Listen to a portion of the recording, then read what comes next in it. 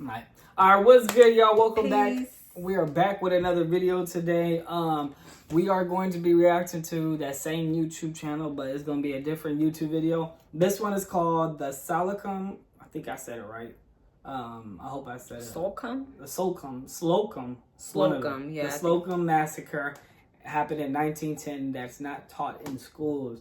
So, we're going to react to the same YouTube channel, Black Culture Unlocked. And I never heard of this, so Never heard of this. I think the one massacre that's been broadcasted and like well known is the Tulsa, Oklahoma. Yeah, Tulsa, Oklahoma. That's like the main one that a lot of us know about, but there were so many more massacres and we're just now finding this out on YouTube. So we're gonna get into the video. Don't forget to subscribe, comment down below for more videos like this, and if you learned anything new, let us know what you learned, okay? Let us know down below. Let's get into it. History often paints a polished picture of progress and unity. But underneath that surface are unbelievable, harrowing stories that were deliberately hidden for decades.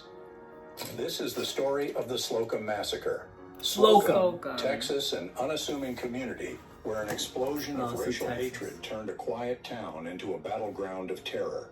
What happened here in July 1910 wasn't just a sad tragedy, but an atrocity. A massacre that left countless black men, women, and children dead, their blood soaking the soil of their homes. It wasn't just the magnitude of the violence that shocked the conscience, but the unadulterated brutality of it. Innocent people were hunted down like animals, gunned down as they ran for their lives. Homes were burned, families instantly torn apart, and a vibrant and thriving black community was wiped away from the map. This vicious act did not happen by mistake, but was a deliberate and coordinated act of terror. Yet despite the intensity of this horror, the Slocum Massacre is a chapter that most history books refuse to acknowledge. It's a story that has been buried under layers of denial, removed from the official records of Texas and the United States. Wow, as if the they lives removed that were it. Lost were not worth remembering. They just be cutting The off our truth is, history like the nothing. Slocum But we Massacre gotta remember wasn't an everybody else's isolated history. incident. It was part of a broader pattern of racial violence that was designed to instill fear and suppress the civil rights and progress of blacks. Thriving black communities were being systematically destroyed across the country, and Slocum became yet another example of the lengths some would go to maintain white supremacy. Imagine this. It's a sweltering summer day in 1910. Black residents in Slocum are going about their lives. Some work on their land, run their businesses, raise their children, and carry out various activities. Then, without warning, a mob of armed white men invades the community. They came with rifles, pistols, and shotguns. Their faces were twisted with hate. They don't ask questions. They don't issue warnings. They simply kill indiscriminately and without mercy. Witnesses later described men being shot as they tried to hide in the woods.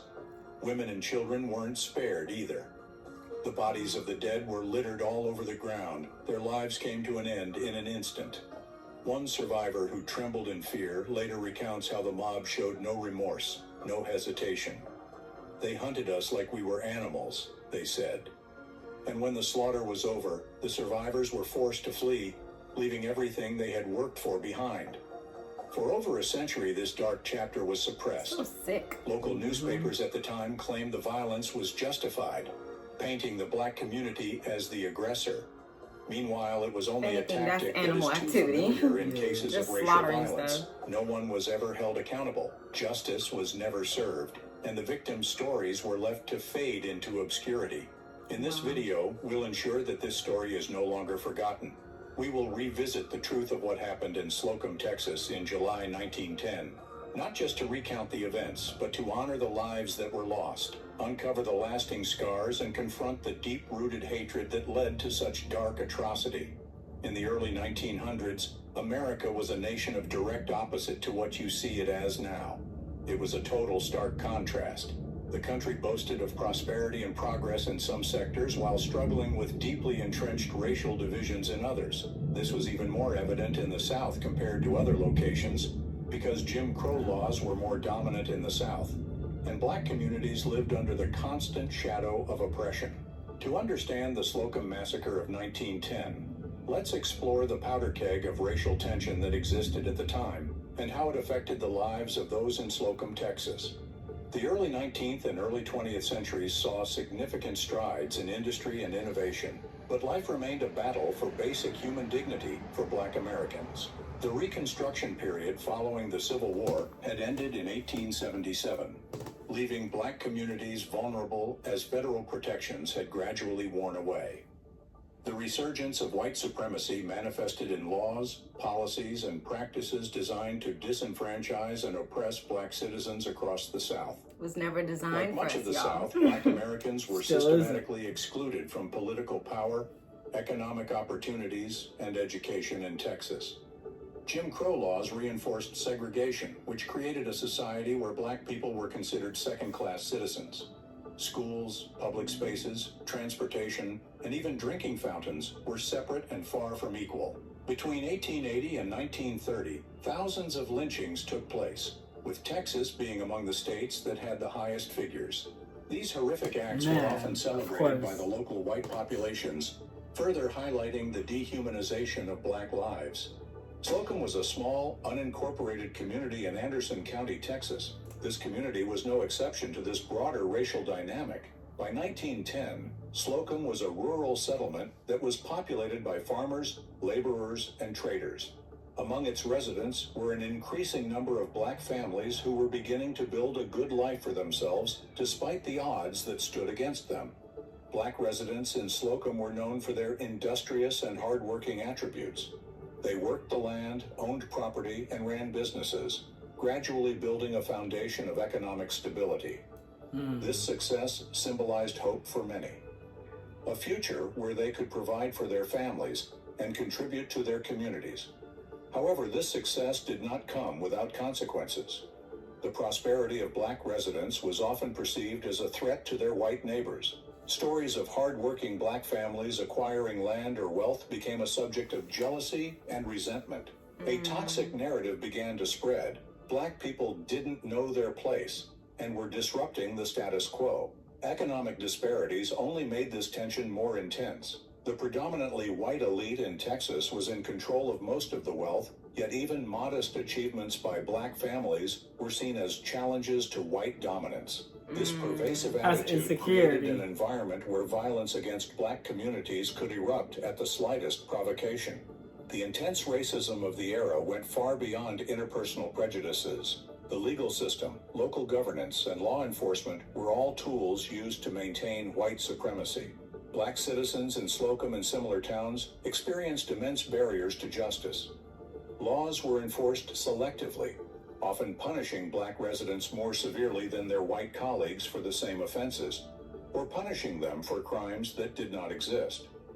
Police and local officials frequently turned a blind eye to violence against Black citizens, if not actively participating in it.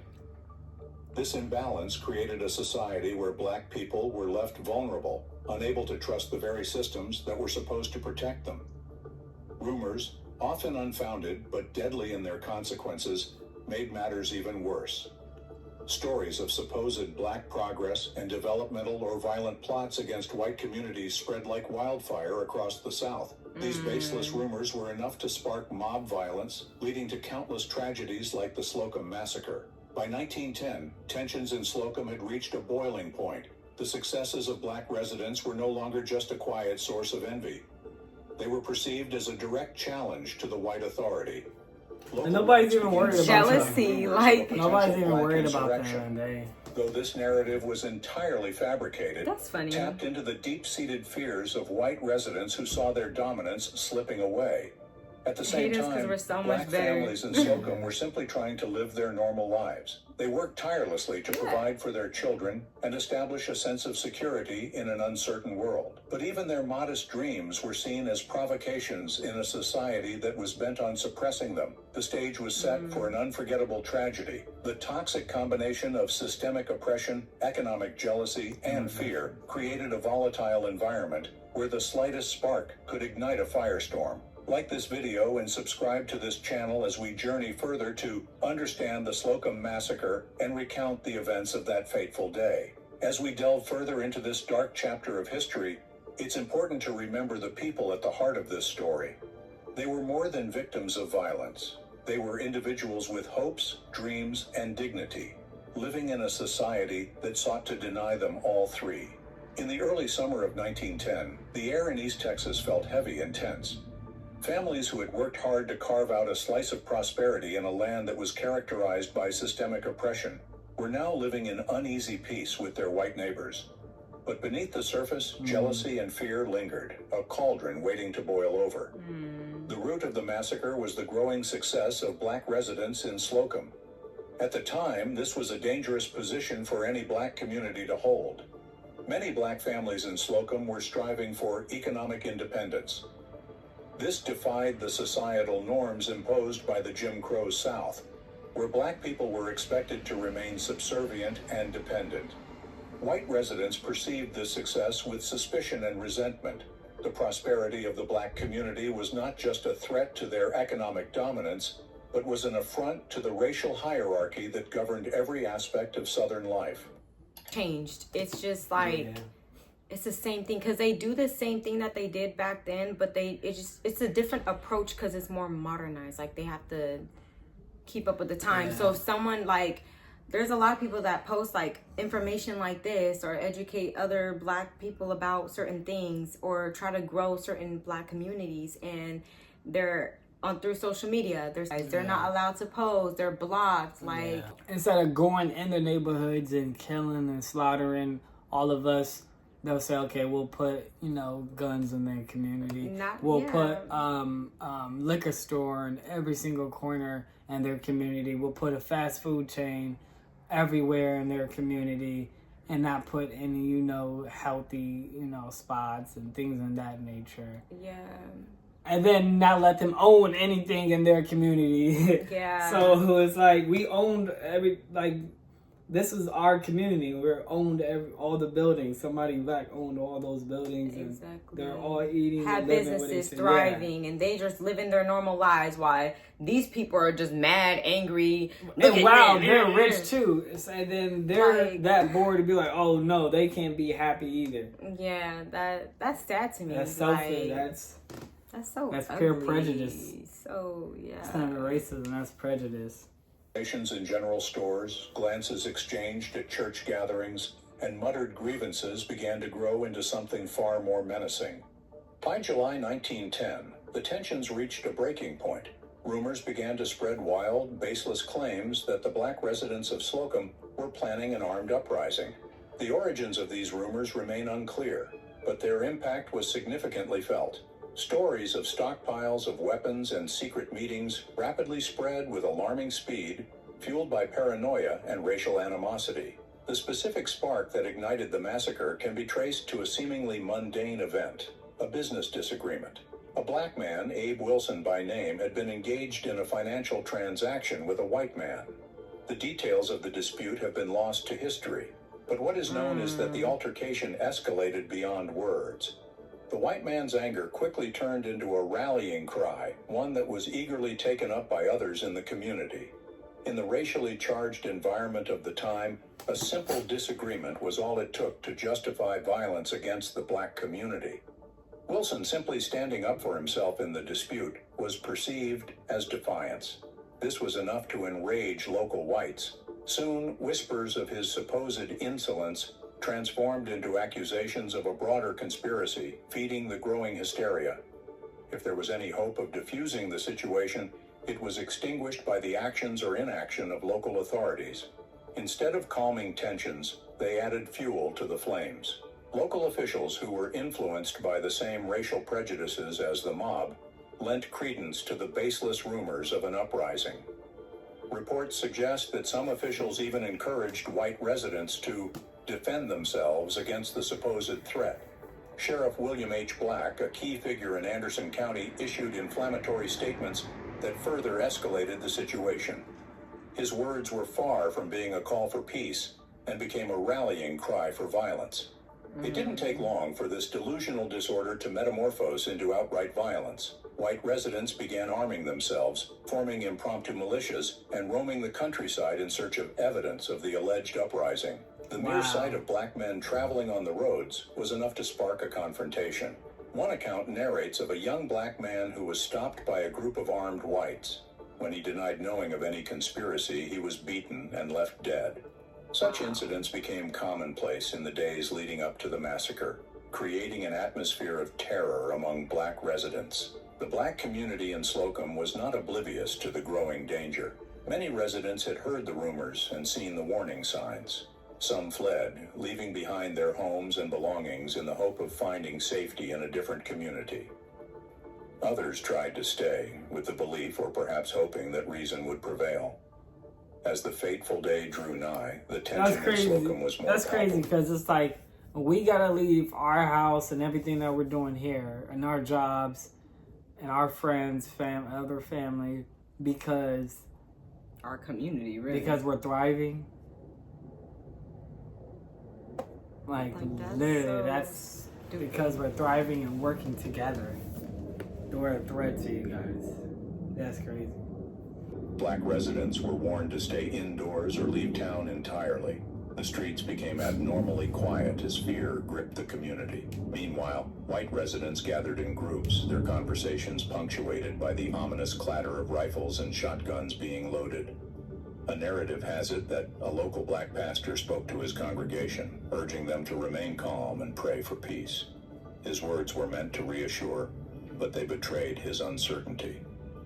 Just like many others, he understood that prayer alone might not be enough to stop what was coming.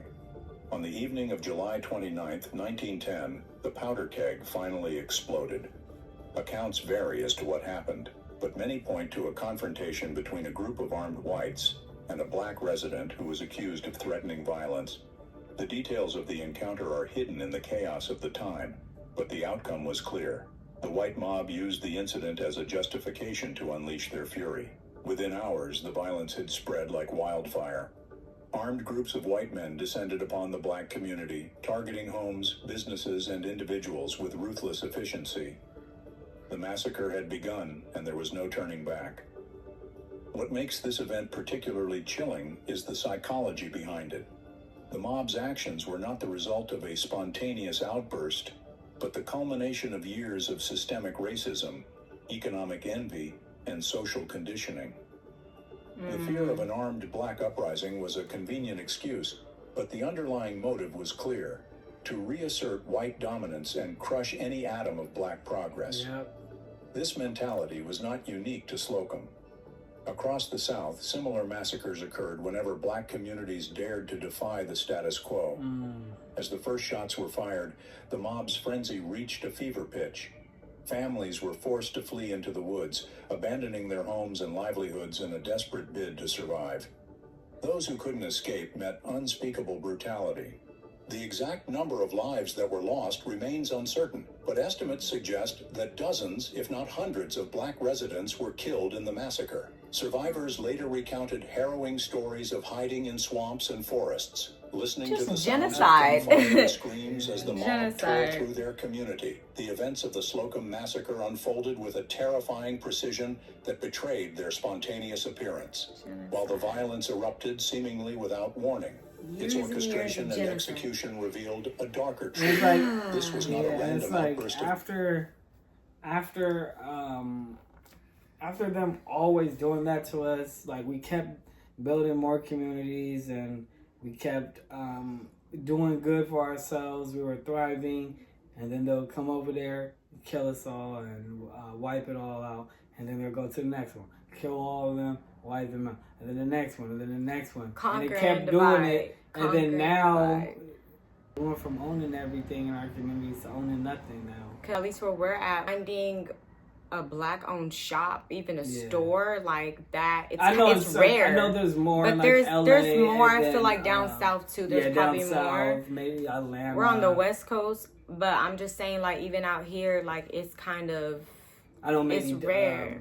Like, I mean, out here where we're at, it's like, it's rare to find black-owned spots. Not only that, but you'll find a lot of Asian shops. You'll find a lot of Mexican shops, mom-and-pop restaurants. Like, they have a lot of businesses out here. They're really thriving. But as far as us, our communities, it's really rare that you see that. There's a few out here, but I'm saying, like, it's really like Aisha's of Africa, and then there's that Chef's I forgot what it's called. It's like Chef something. I took you there. And then there's a beauty store in in Colton. Yeah, owned by a Black woman. So like, but what I'm saying is like little sprinkles. Like, you know, they have like a whole block. They have like at least a liquor store, and you know what I mean. And I mean that's something. And there's always them in there, you know, buying from each other and supporting each other. They support each other for real, because like they get their families, they get like their friends, like we need unity. We really like need unity go get in our community. Gotta get back to that and let that fear take over. Because that's just it's like a generational cycle. We've seen it happen. Let's not let it happen again. So yeah, we gotta reconstruct our history again and let this stuff be like, bring this stuff to life. The stuff that was hidden, we need that to come to life. And I feel like it's slowly starting to sprinkle. I think we're slowly seeing a lot of things happen. Me personally, I feel like the system is slowly getting exposed in different ways. And let us know what you guys thought about the video. Comment down below. And yeah, y'all, peace. I'm sorry, I just have so much on my mind. Like after watching that, it just like made me like all right, y'all, peace.